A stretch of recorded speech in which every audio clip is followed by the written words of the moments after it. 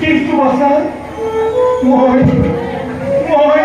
College প্ৰদান কৰিব পৰা নাই বাছা মই কৰ প্ৰদান কৰিব পৰা নাই আৰ যদি আপনি কৰ পৰিশোধ নকৰে সেটা কি হবো পিতা তেতিয়া শঙ্খচূড়ে আমাৰ ৰাজ্য পৰিৱৰ্তন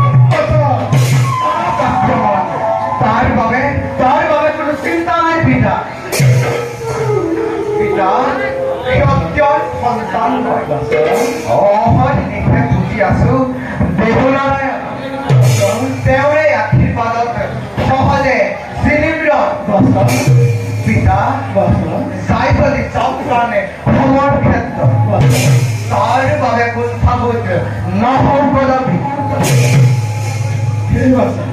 পিতা এই শক্তিৰে থিয় দিম আমি শঙ্খচূড়ৰ বিপক্ষে তোৰ কথা মই হৃদয় মৰিমে উপলব্ধি কৰিছো বাছা প্ৰথমতে আমি সৈন্য প্ৰস্তুত কৰি ল'ব লাগিব তাৰ পাছতে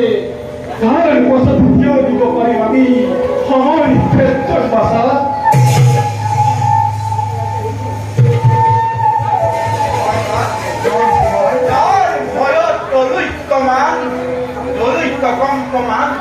যার ভয়ত স্বল্পগিরি দেবতাই গরিষ্ঠ পলায়ন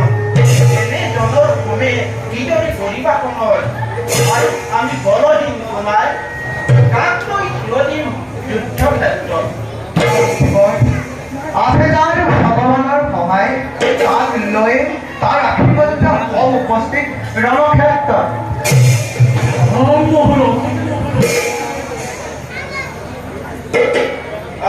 গ্ৰহণ কৰক সেনাপতি আতিথ্য গ্ৰহণ কৰিবলৈ অহা নাই ৰক্ষা আহিছো মাথোঁকে বিশেষ উদ্দেশ্য অতি নিজৰ কৰ্তব্যতে ভয়ছ হৈ সেনাপতি অতি সোনকালে গৈ পৰিশোধ কৰে নহ'লে কি কৰিব সেনাপতি মুখ বন্ধ কৰ জামাতৈ কাৰ আগত কথা কৈ আছ কথা কৈছো মই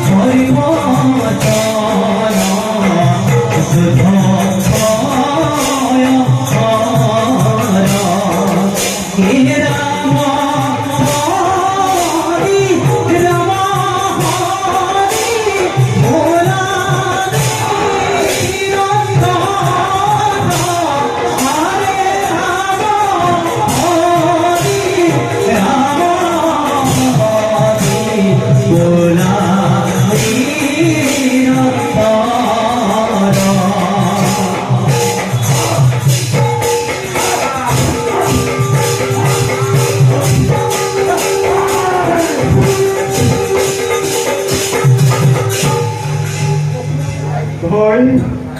hoy vas a ver, Halkan no puede. সেই অপমানৰ কথা গম পালে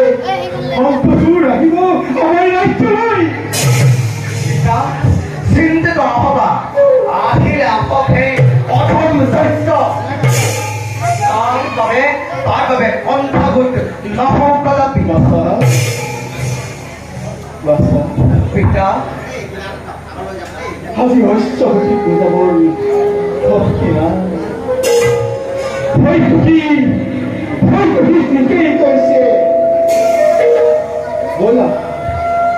ব'লা মাউসী, ব'লা বাছা, এতে তো আমি প্রত্যেক জীবন